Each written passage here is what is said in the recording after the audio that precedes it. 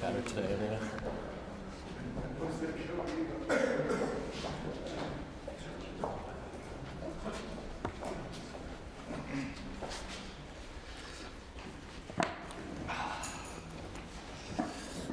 Oh God, it's freezing. My God. Scottish weather. Imagine anyone getting up there. Imagine anyone attempting to go up to Scotland this weather. Playing Murrayfield. Absolutely no chance. The week after Burns night, the haggis is still in the nostrils. Burn? Well, we're a wee bit better this week, I think, in terms of we hope that Rooney, Nani, Young, Cleverley will all be in the squad. Obviously, Young's been out for a few weeks and Cleverley's been out for a few months. I think it's more likely that Thomas will play against Chelsea reserves on Monday, but he's travelling with the team anyway. Hopefully Rooney and Nani are okay. They've trained the last 2 days, so we'll see what they're like today. Other than that, obviously it's not an easy game going to Stamford Bridge. We haven't beaten them since 2002, which is a decade. But in that period, obviously, Chelsea's rise to the prominence has been obvious. The last 7 years we've battled with them for league titles. So therefore, you expect it to be a hard game tomorrow, and it will be. But I'm hopeful our form will stand up as it was at the Arsenal game. And even last week at Liverpool, I thought it was a really good performance by us. Just we absolutely threw the match away. 2 bad mistakes, which we didn't deserve, but it happens in cup ties. It's a sudden death game, and these things can happen. So Alex, is the head fit? He should be fit. I think he should be fit. Was Ben Amos out to give you a decision to make? Well, Ben Amos, in fairness to him, has been agitating for his opportunity for quite a while, and we've had to try and calm him down in the sense of whether he should go on loan or not. But it's not easy if you're in Europe to let one of your goalkeepers go, because you do really need the 3 of them, and that's proven its point now. And we've also got Thomas Kusak. Well, Thomas's contract's coming in his season. He doesn't want to sign another contract, so he does. He wants to go and wants regular football. But he's been out of the picture for the last 2 months, really. So it makes it difficult for him to come back into the fold. But he is a very good goalkeeper. So Ben did very well that night. He's had his opportunities in the League Cup and things like that, and he's played against this previous season against Valencia, and he's had a little bit of experience, but not the kind of experience you would expect getting into a game at Stamford Bridge. But that's something we'll make a decision on later. What's the situation with Lindegaard? Well, it looks as though they're going to be out for at least 4 weeks, maybe 5, 6 even. Ankle ligaments, obviously. Depends. We don't know his history with recovery from injuries, really, because there's not really anything in his record that tells us that he's had any bad injuries. Some can recover quickly, but so it's a wait and see. But I would have thought 4 weeks anyway. On Tuesday in the programme, you alluded to some comments that Alan Hansen had made, and then he had a kind of response on Match of the Day, which ended with him basically saying you were helpless. What was prompted that, do you think? Well, he tried to change it by saying it was our away form, which is not. I've read his transcript. What he said. He says we're woeful for the last a year and a half.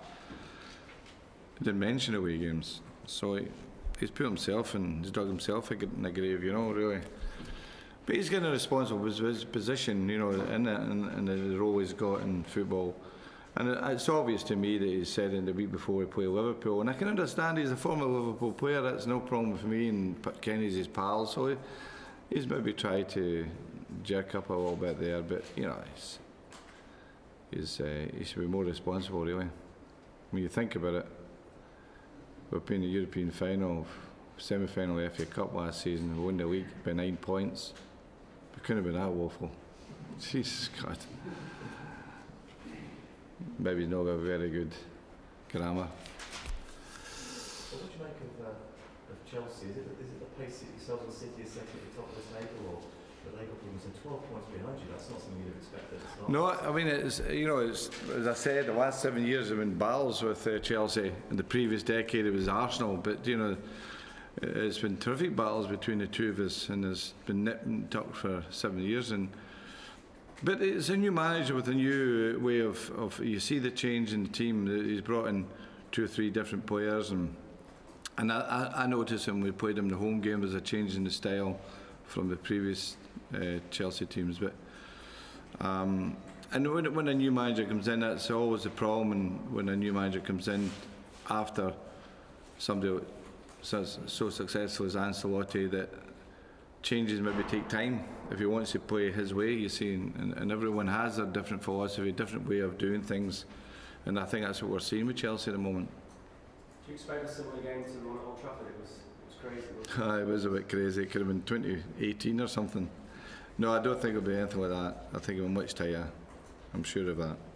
How important will Wayne be in a game like that?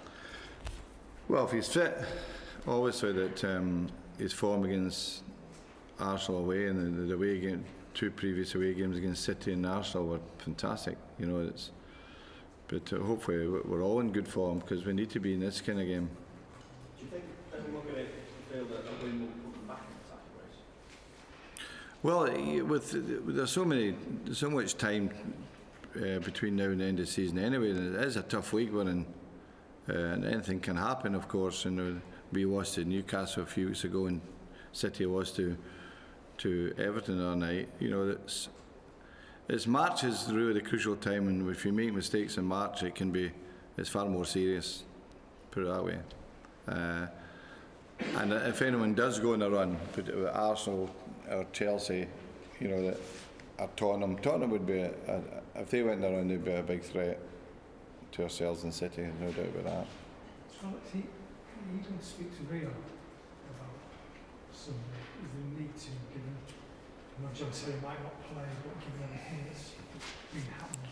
Well, you're right, John Terry may not play, so I don't have to address that. But I think I would have a word with Rio to see what his stance is, because Rio, in many ways, has been fighting the racism issue for years, and I've seen that in all the times that I've been on the lad.